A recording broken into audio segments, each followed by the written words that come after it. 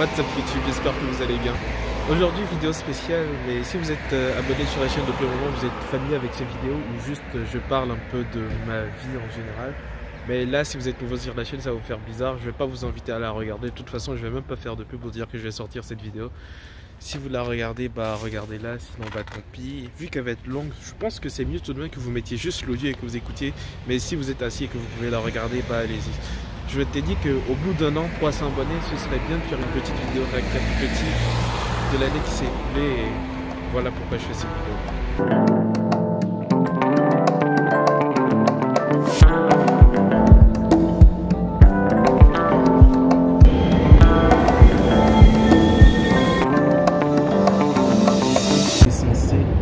Avec Thomas parce que ça fait 4-5 semaines qu'il est parti en vacances et là il me dit qu'il est en retard parce qu'il y a des embouteillages alors que je suis déjà à la moitié du chemin.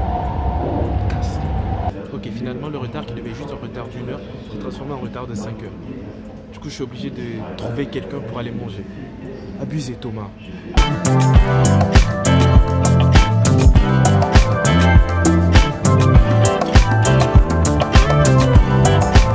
Si j'attends le bon moment avant de commencer à raconter l'histoire, bah, je vais jamais vraiment commencer à raconter l'histoire. La première fois en fait que j'ai uploadé une vidéo, c'était à la suite du film Stampede de One Piece. C'était il y a exactement 1 an. Et quand je suis rentré chez moi, en fait, je m'étais senti obligé de commencer quelque chose. Je m'étais senti obligé d'agir en fait. Parce que ce que j'avais vécu cette soirée-là, c'était juste magique. Enfin, je sais pas, c'était comme je l'avais dit dans cette vidéo-là, je m'étais senti en fait véritablement à ma place. Et je t'ai dit qu'il fallait que je commence à agir pour que toutes les journées que j'ai à vivre, que tous les jours qui suivent, je me retrouve vraiment à ma place. Après, vous allez me dire, se sentir à sa place, ça veut dire quoi? Je sais même pas.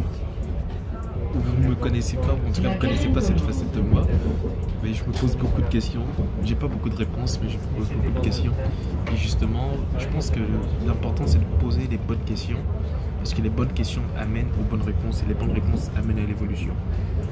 Encore une fois, ça veut dire quoi trouver sa place? Je ne sais pas, et c'est ce que j'essaie de faire en fait avec cette chaîne.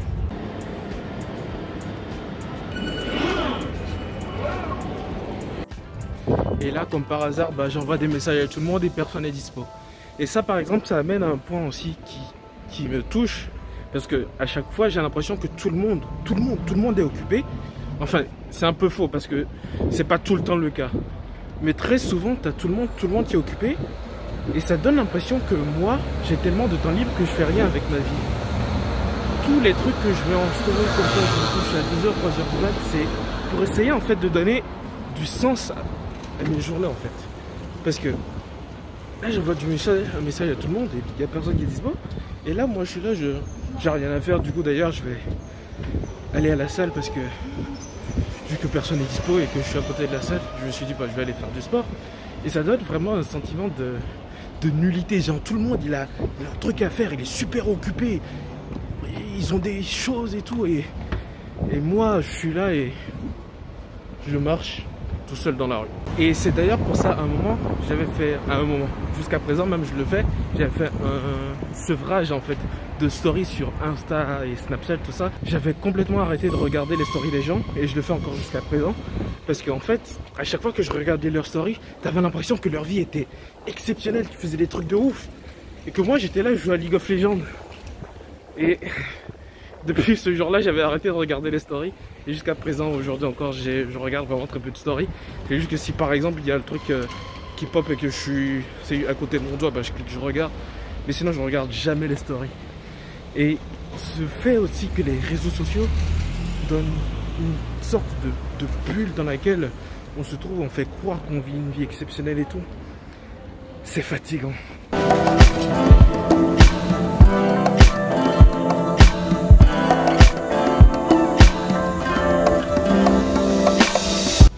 Franchement, parfois ça devient juste fatigant parce que, encore une fois, je sais pas ce que je cherche, mais je cherche quand même, je tente des choses et surtout à cette époque, des fois c'est juste fatigant.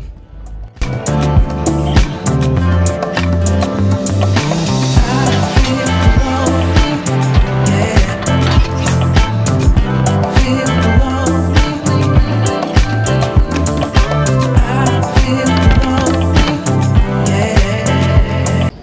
j'avais pas prévu de venir à la salle, bah j'ai pas de serviette, j'ai rien, je respecte pas les règles de la salle, je suis un enculé. Mais bon, on fait avec. Vu que j'avais pas prévu la séance jambes, que j'ai pas fait de jambes cette semaine, je me suis dit que j'allais faire les jambes aujourd'hui. Sauf que bien sûr j'ai pas pris mes Converse, du coup j'ai mes chaussures élevées. Et ça va être la merde.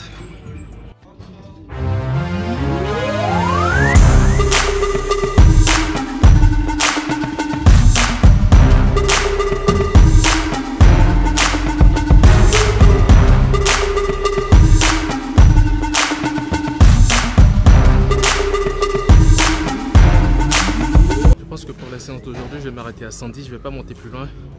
Déjà parce que j'ai pas les bonnes chaussures et je vais éviter de me fatiguer plus que je ne le suis déjà.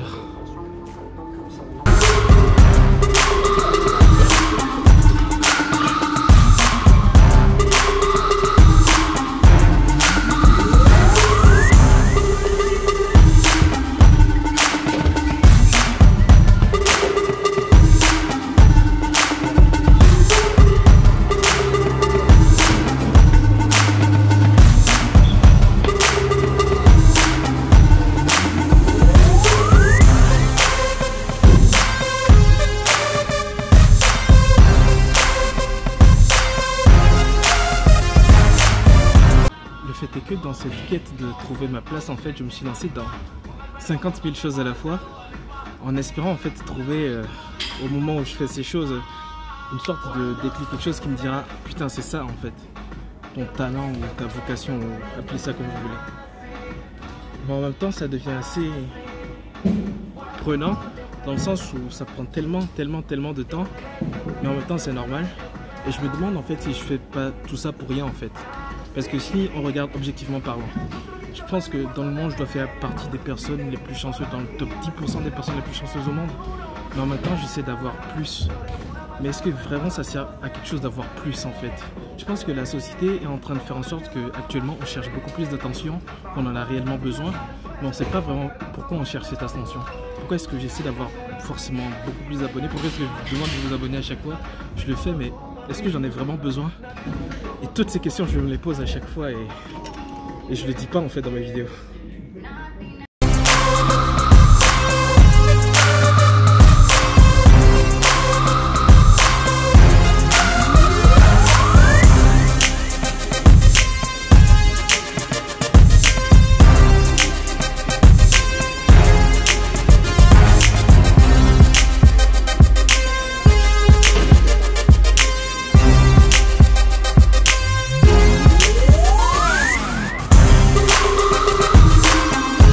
Rajouter à ça la distorsion culturelle qui existe en fait, ou plutôt dichotomie culturelle dans laquelle j'ai vécu, parce que j'ai grandi au Togo, je suis né au Togo, je suis arrivé en France à 16 ans, et même au Togo en fait je m'identifiais pas vraiment en tant que Togolais parce que j'étais bizarre, je sais pas si bizarre est le terme, j'étais différent, et arrivé en France, je me suis un peu plus reconnu dans la culture française, en tout cas au début, mais au final je m'identifie même pas en tant que français parce que je suis pas français. Et maintenant, c'est en regardant beaucoup plus les vidéos de développement personnel, la américaine, que je m'identifie un peu plus. Et au final, je continue en fait à me chercher. Je sais toujours pas comment m'identifier en fait. Je sais pas quelle est ma place. Et je me demande si au lieu d'essayer de me caler une place dans les places, enfin dans les cadres qui existent déjà, ce serait pas mieux de créer ma propre catégorie. Je me suis toujours trouvé bizarre, ou en tout cas les gens m'ont toujours trouvé bizarre. Et au final, plutôt que d'essayer de devenir comme les gens ont envie que je sois, je me dis que je m'en bats les couilles en fait, je suis comme je suis et si je leur plais pas, bah nique sa mère. Et vous allez pas me dire qu'il n'y a pas eu de progrès parce qu'au début j'aurais jamais été en mesure de me filmer dans une salle de sport comme ça avec les gens autour, mais maintenant je le fais et même s'ils me regardent au final on s'en bat les couilles parce que c'est ma vie et je pense vraiment que sortir de sa zone de confort et se mettre dans des situations comme celle-ci où vous faites des choses qui vous mettent extrêmement mal à l'aise, c'est le meilleur moyen de se différencier et d'arriver à atteindre son but en fait. Et clairement, en un an, je suis clairement satisfait de ce résultat.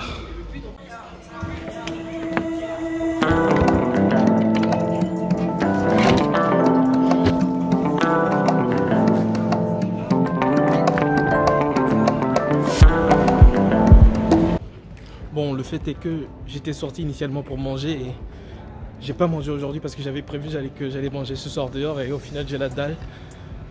Surtout après avoir fait le sport et je suis épuisé. Mais je pense que trouver sa place, ça prend du temps en fait. Il y a certaines personnes qui depuis toute petite, elles savaient déjà ce qu'elles voulaient faire. Elles savaient que quand elles seront grandes, elles voudront être médecin, ingénieur, je sais pas, pilote et tout. Moi, depuis que je suis petit, on m'a toujours demandé ce que je voulais faire et j'ai jamais su quoi faire. Et parce qu'on me disait que tu as de bonnes notes à l'école, tu peux faire tout ce que tu veux, je me suis dit, bah ok, je peux faire tout ce que je veux. Et j'ai un peu l'impression d'avoir été trompé parce qu'au final, j'ai fini mes études et j'ai l'impression que ça sert à rien tout ce que j'ai fait. En même temps, je peux pas vraiment me plaindre parce que mes parents, tout ce qu'ils voulaient, c'était que je sois indépendant et quelque part, ils ont réussi. Encore une fois, je me retrouve dans les 10% ou les 15% les personnes les plus aisées au monde, ce qui est bien sûr excellent, mais au final, j'ai l'impression qu'il me manque quelque chose en fait. Et je sais pas en fait si essayer de trouver cette chose qui manque, c'est me prendre la tête ou simplement de vivre en fait. Et d'accepter la situation sans vraiment essayer de changer. Je sais pas si vous voyez ce que je veux dire, c'est toutes ces questions que je me pose. Mais en même temps, j'ai peur. J'ai peur en fait qu'un jour j'ai des regrets. C'est pour ça que je tente tout. À force d'avoir lu des livres et d'écouter des podcasts sur les vieilles personnes, je me rends compte que ce qui fait le plus mal aux personnes âgées, à la fin de leur vie, c'est les regrets. Les regrets de ne pas avoir tenté ce qu'ils avaient vraiment envie de faire en fait. Et j'ai peur d'avoir ces regrets. En fait, on a qu'une vie. On a vraiment qu'une vie. Et j'ai l'impression que les gens ne s'en rendent pas compte en fait. On a que cette vie-là. Que ça peut s'arrêter à n'importe quel moment et ça peut disparaître en fait. Il y a ma jambe qui n'arrête pas de trembler, putain.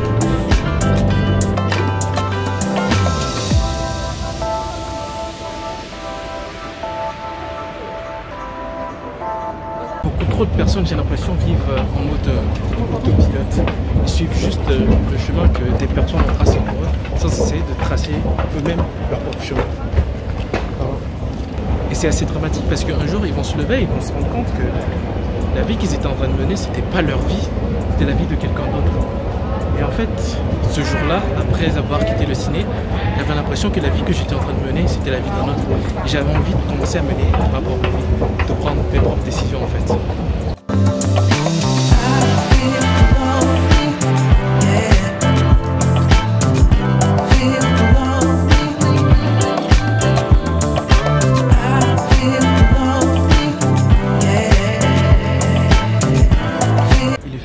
Avec cette chaîne, j'avais enfin l'impression de contrôler quelque chose.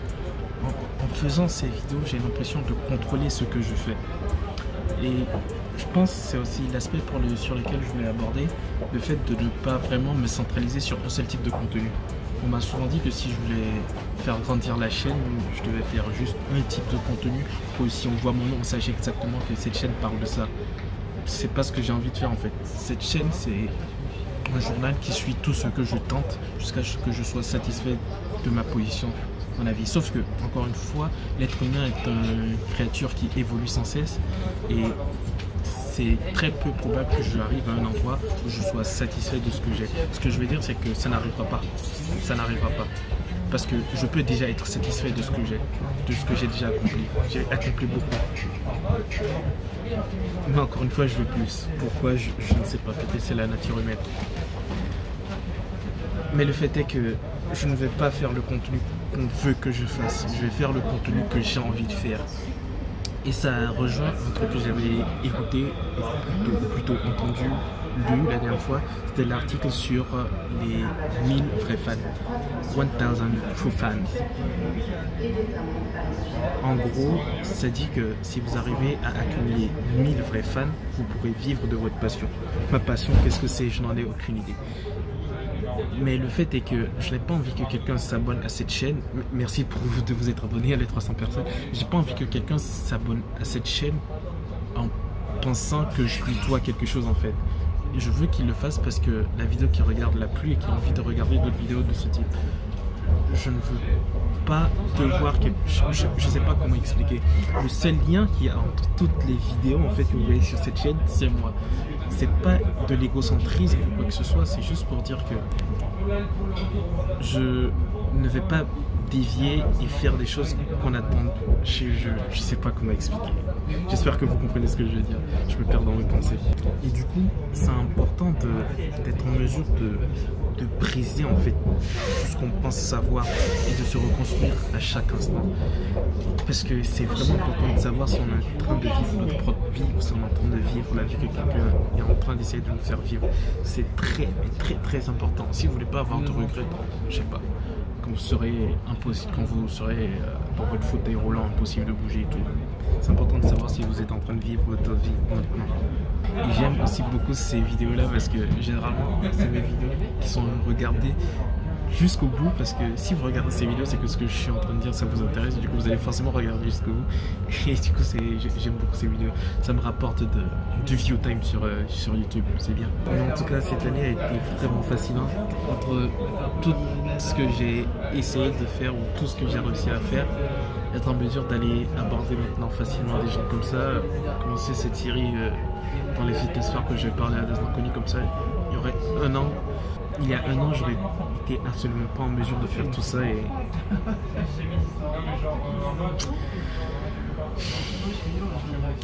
on va voir où est-ce que je serai dans un an. Mais en tout cas, je remercie toutes les personnes qui sont abonnées. Il y en a beaucoup qui me connaissent personnellement, il y en a beaucoup qui me connaissent pas personnellement. Et dans tous les cas, merci. Je vais continuer. Je sais pas où est-ce que je vais. Je sais pas si je vais trouver un truc. Mon One Piece, comme je dis. Et je vais continuer à chercher. Pourquoi est-ce que je porte tout le temps le même sweatshirt? Est-ce que quand vous voyez Son Goku, est-ce que vous pensez qu'il change de kimono? Il change pas de kimono. Voilà pourquoi je porte tout le temps le même sweatshirt. Non, en fait, j'en ai deux. Du coup, à chaque fois, je change. En vrai, j'ai encore énormément de choses à dire. Je pense que c'est pas le moment de le dire ici, de le dire maintenant, à cause d'une petite situation que j'avais vécue la dernière fois dans le train, qui m'avait choqué ou ému, je sais pas c'est quoi le terme. Mais je pense pas que j'en parlerai dans cette vidéo. Je vais m'arrêter là. Je pensais qu'elle allait être longue, je crois pas qu'elle soit si longue que ça.